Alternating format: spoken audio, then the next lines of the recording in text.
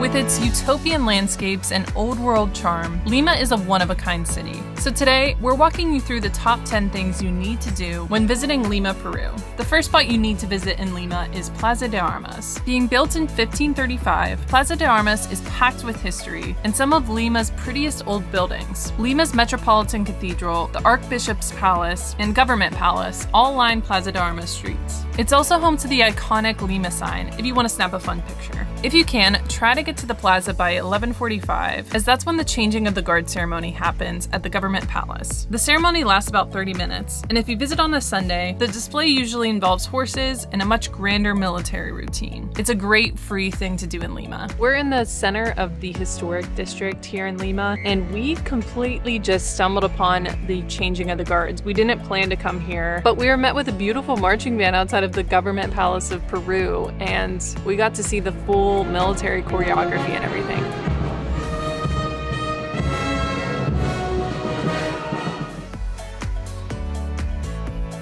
And the streets along the Plaza de Armas are just as beautiful. It almost feels like you're walking around Europe. There's plenty to see here. While in the area, be sure to wander over to San Francisco Plaza, which is a beautiful church nearby. We are in La Plaza de San Francisco. We actually just had one of the tourism guys come up to me, but he has to take a picture of us because I guess being 6'6" in Peru is pretty out of the ordinary. Yeah, so we kind of figured we stick out like sore thumbs here, but that just confirmed it. Michael is very, very tall, and I'm about 6 feet as well, which is why it's hilarious that guy asked to take a picture, and it was really cute.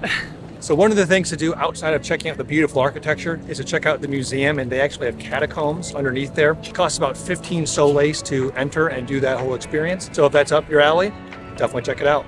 That is like a horror movie to me. Ugh. Behind San Francisco Plaza is Parque de Muralla, which is a relaxing park built on the city's old wall. This protected the city from invasion, pirates, and flooding. The next spot you need to visit in Lima is Parque Kennedy. Located in the heart of Lima's Miraflores district, this park is unlike any park we've ever seen. And that's because Kennedy Park is famous for its outdoor cat population. These cats are well-fed, groomed, and probably the most social and loving cats we've ever met. And there are tons of these little kitties here.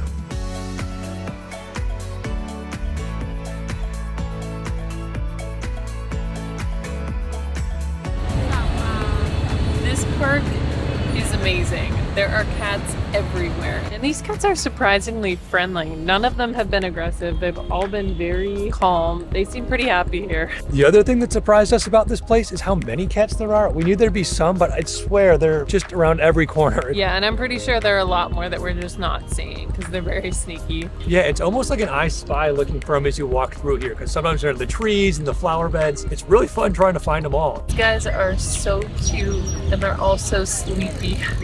Probably because this park is so busy all the time. This little guy just walked right up to me and made himself at home. So Kennedy Park seems like a pretty lively place. We've actually seen people bring cat toys here to play with the wild local cats. This park's also in a great location. There's tons of food around. There's parks for kids, there's food stalls here, there's little shops up and down this parkway. If you're a cat lover, you need to check out Kennedy Park. In addition to the cats, if it's your first trip to Lima, we highly recommend staying in the Miraflores district. It's safe, vibrant, and Ubers to the old town are quite affordable. While in Miraflores, be sure to check out the next thing on our list, and that's Miraflores' cliff-top walkway known as El Malecon. This elevated boardwalk carves along the cliffs lining the Pacific Ocean and grants you unbelievable views of the ocean and the beautiful high-rise buildings that Lima is known for. This 2-mile-long pathway is lined with beautiful parks and overlooks and is the perfect place to get some fresh air while in Lima. This is crazy. I don't think I've ever seen trees like this before in my life. They're somewhere between a mix of a pine tree and a palm tree. I'm not really sure. Along the trail, you'll see Lima's famous lighthouse, the Faro de la Marina. So something you should definitely check out while in Lima is the Miraflores Lighthouse. Believe it or not, it actually wasn't built here. It was built somewhere else, and they actually moved it to Miraflores in the 1970s. I heard it can be seen from about 18 nautical miles away. I have no idea what a nautical mile is. If you know the difference between a nautical mile and a regular mile, please let me know in the comments below because I have no idea. While here, you can expect to see tons of paragliders flying through the air nearby, which creates a surreal backdrop. If you're a thrill seeker, there's a launch spot nearby where you can pay around 260 soles for an expert to fly you up and down the coast. It's amazing how close some of these paragliders come to you. You can actually see their facial expressions. They get so close to you, and when you think about how close they're coming to these cliffs, it's a really impressive sport. One thing to note is that Lima can be extremely foggy in certain months. If you want to maximize your chance for clear days and minimal fog, try to visit during December through March. I don't know if This counts as a workout, but I'll take it. Along the Miraflores walkway, you'll find the next Lima attraction we recommend checking out, and that's Parque del Amor, or as it's translated in English, the Park of Love. This whole park is dedicated to the power of love and is a great spot to catch a sunset over the Pacific. In the center of the park is the statue called El Beso, or the Kiss, which depicts an intimate embrace between two lovers. And I sure hope they're playing Twister. There's tons of seating around, and this is a great place to people watch and relax. So we are at the Parque del Amor right now. As you can see behind me, we have a pretty graphic statue, actually. It's kind of funny, but everything seems to be pretty tame here besides that. It seems like a very family-friendly spot. Yep, and it's pretty fitting to be sitting here in the Park of Love, because quite literally, I think it was just about 24 hours ago, we got engaged at Machu Picchu. Nice little romantic spot. We've been traveling ever since, so it's nice to have a spot to just take it in a little bit. If you're looking to pick up a souvenir in Lima, try stopping by the Larcomar Mall. This mall is a one-of-a-kind place, and it's carved into the cliffs lining the Pacific Ocean. Being on the Miraflores boardwalk, it's a lively spot with tons of restaurants, shops, and scenic viewpoints. While we were visiting Larcomar, we actually experienced our first Peruvian earthquake. This was quite the experience. So we're pretty sure we just experienced an earthquake, and that was unlike anything I've ever experienced before. Michael felt it a little bit in his ankles, but we heard a big bang. And then we looked over the cliffside here in Lima and we saw a bunch of rock falling from the cliffs. We checked our phones and there actually was an earthquake at that exact moment. And what's even crazier is there were a bunch of people around and everybody just stopped and looked at each other. Really freaked out. And I actually was making eye contact with this lady coming up an escalator and she was doing the sign of the cross and mumbling under her breath, and then she said something to us in Spanish, which we didn't comprehend, but it was a really funny, kind of surreal moment. The next part of Lima that's worth a visit is the Barranco neighborhood. This part of Lima is often described as one of the most trendy and charming parts of the city. Barranco is a calming area, so if you're looking to escape the hustle and bustle of Lima's busier districts, you'll definitely want to add Barranco to your list. So we've made it to the Barranco district, and one of the main things you need to see while you're here is the Bridge of Sighs. Yeah, so this was a bridge that was built in the 1800s and was destroyed during the Pacific War and then rebuilt a couple of years later. It isn't anything crazy architecturally, but apparently it's been featured in a couple different artistic works. And so legend has it, if you can walk across the bridge holding your breath, then your wish will come true. Got your wish? Yep. And start the timer now.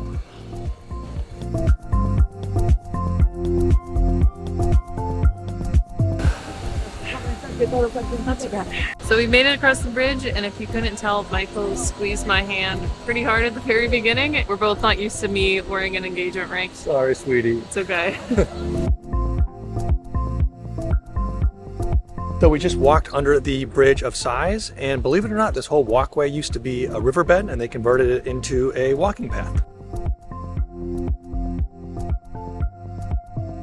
Just about a 5-minute walk down from the Bridge of Sighs, you end up at the ocean. We say ocean because there isn't really a beach here. It's pretty rocky, but we did see a little bit further down. There does look to be a place with sand where you probably have a nice little relaxing beach sit. So one of the things the Barranco neighborhood's known for is lots of little cafes and coffee shops. So we stopped by one right by the Bridge of Sighs. We picked up an Americano coffee. It was about 7.5 soles, which comes out to just under $2. So that's pretty good. And it even came with a cute little baby cookie. One of the cool things about this Barranco neighborhood is all the street art that's here. It almost reminds me of Valparaiso in Chile, which is kind of like the street art capital of South America. So definitely check out our other video. I'll link it up here if you're interested in seeing more about Valparaiso, Chile as well. Visible from the Bridge of Sighs is actually this other bridge. And I've actually never seen a bridge like this where it's kind of asymmetrically warped. They actually painted stars on the ceiling. It looks really cool, almost like you'd see it in an actual dome. I don't know why every Spanish class thinks it's more important to teach you how to say library before bathroom, but one of the few words I can't tell you is that is the library. Next on our list of top things to do in Lima is to visit Barrio Chino, or as Westerners call it, Chinatown. Barrio Chino was built in the mid-1800s by Chinese immigrants and is a lively spot in Lima. The main street, Calle Capon, has fun Chinese architecture and great shops and restaurants to explore. Many famous Peruvian dishes are actually a fusion of Chinese and Peruvian flavors, with lomo saltado and chofa being some of the great foods you should try in Chinatown. Plus, ordering in Spanish at a Chinese restaurant is always a fun experience. experience. The area around Barrio Chino is packed with people selling everything under the sun. It was definitely a little manic when we were there, and to be honest, we were kind of caught off guard with all the crowds. So make sure you have your wits about you before exploring this part of the city. And speaking of the Chinese influence in Lima, the next spot on our list is Parque Chino. Parque Chino is located in the Miraflores district and is a beautiful Chinese garden located right on the Pacific coast. With tons of statues, shrines, and Chinese architecture nestled into the green cliffs lining the Pacific, this really is a hidden gem in Lima. If you can, catching a sunset here is great, as the view is terrific and the lights in the park start to turn on as the sun begins to set. However, be sure to get here a bit early if you plan on spending a sunset here, because there is a line that forms to enter the park, so give yourself an extra 15 to 20 minutes if you want to ensure you are inside the park for sunset. I am the all-powerful Museo. The next spot you should check out when visiting Lima is the Art Museum, also called the Museo de Arte de Lima. While we actually didn't go inside the museum, we were impressed with the museum's park on the outside. Here there are beautiful old structures and statues to explore. We found the park to be a peaceful reprieve from some of the hustle and bustle of the city, and enjoyed relaxing on some of the benches here. So one of the main reasons we came to the Art Museum Park was to see this Moorish palace, which was actually built by Gustave Eiffel, which, if you guessed correctly, is the creator of the Eiffel Tower in France.